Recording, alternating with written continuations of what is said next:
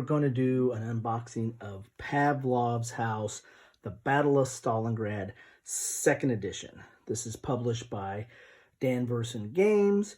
It's from game designer David Thompson, and you might know David Thompson from Castle Litter, which shares some of the same kind of core mechanics that Pavlov's House has. And I was listening to a recent interview with David Thompson, and I believe he said that Castle Litter was actually designed first, although I think Pavlov's House came out before Castle Litter. David Thompson's also, the designer of By Stealth and Sea, and Undaunted Normandy, and Undaunted North Africa, and other games. He's one of the hot up-and-coming game designers. And one thing that shares not only with Castle Litter, that Pavlov's House shares with Castle Litter, but also with Stealth and Sea, is it's a solo design. This is meant for solo gameplay, which is right up DVG's sweet spot, in that DVG does a lot of solo-friendly or solo-based games. So let's take a look at the back of the box here, and you can see elements of the gameplay here. And if you're familiar with Castle Litter is really a battle at a very tactical level, and it's kind of a siege, and is all tactical. This has like 3 layers that this deals with. There's more of an operational side, and then more of a tactical, and then there's the actual holding out in the building itself at a almost individual level that you get. So it has like the 3 layers as it goes into this. As you can see, solitaire, you take control of the defenders of Pavlov's House. You also control the key leaders of the Soviet 62nd Army. Cooperative, one player controls the defenders of Pavlov's House, while the other player controls the Soviet 62nd Infantry. So I guess you can play this cooperatively, but I think this has predominantly been kind of played as a solo. I don't know if that's something new for the 2nd edition. I really don't know what's the difference between the 1st and the 2nd, and that this is my first copy of this. Competitive, one player controls the German attackers, while 1 or 2 players control the Soviet forces. So, yeah, they've got a competitive play in this. You have game components, 140 cards, 4 sheets of counters, 5 dice, 3 reference sheets, and a 33 by 17 mounted tactical display, and then a rule book. So let's tear into this bad boy and see what we get. As I said, this came out, I think it was published first, and so a lot of people had a lot of things to say about this game, and then Castle Litter came out, and I really like Castle Litter, so I got to believe I'm going to really like this as well. It's a nice box, DVG box. Here's your Battle of Pavlov's House. So this is the rule book. It's full color.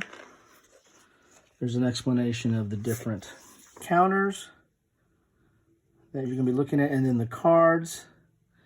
And there's a couple of different actions on the cards, and the cards really drive the play here, what happens during the gameplay. Here's the different, I was talking about the 3 different levels. You have the Volga, which is really high-level operations, or higher-level operations, then a little bit more tactical in the middle section. This is as the German forces are converging on Pavlov's House, and then you get to Pavlov's House itself and what's going on inside and in furtherance of its defense. So this is talking about the playing of the cards. Then you got the card phase. This is Wehrmacht card phase, or the AI if you're playing this solitaire.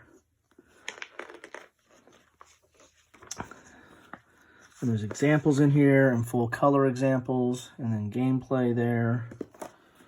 So, the rules are, it's not in 2 column, but it's not, and it seems like there's a lot of words on the page, but there's a lot of examples that's going on here. And it's not your typical paragraph, subparagraph, sub-subparagraph type form. It looks more prose.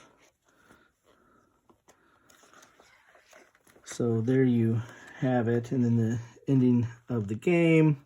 So 26 pages of rules, and then you get some variants in here. And then there's a what you score is, you know, again, with most solitaire games, you're kind of, there's an objective that you're trying to get, and the higher the score, the better. You're just trying to beat your score from the last time. So then the variants go to page 30, and then some references, and a blank page there, a couple blank pages. Here's your player aid. This talks about the Soviet cards and explanation. They're just they're good, thick cardboard, just single-sided, but it gives you an explanation of the cards. Here's the Soviet counters. It gives you an explanation of them. Again, one-sided. And then the Wehrmacht cards, or the German cards. Again, one-sided. Give you an explanation. Printed on cardboard there, or heavy card stock.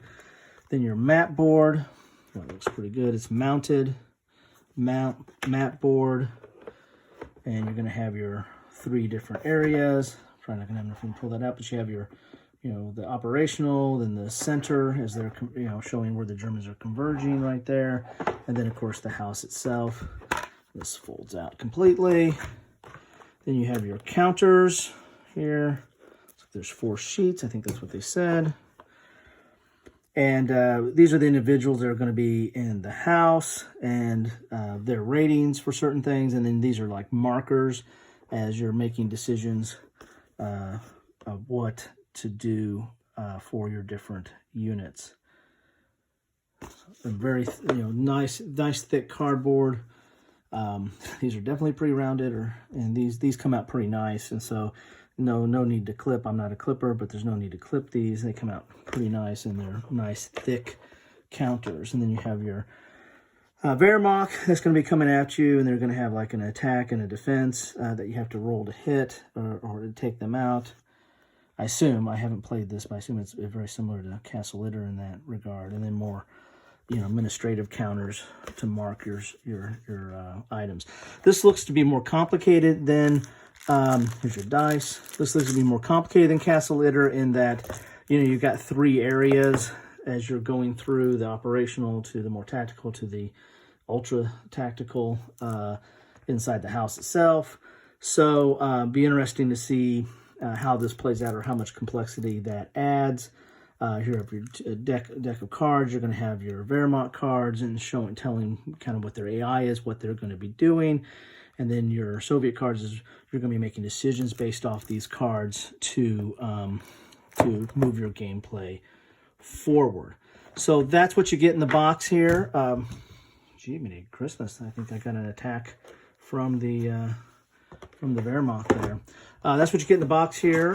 Player aids are nice. I think it's very reminiscent of what they were in Castle Litter 2, is just basic explanation of the different cards and counters that you're going to be putting on the board.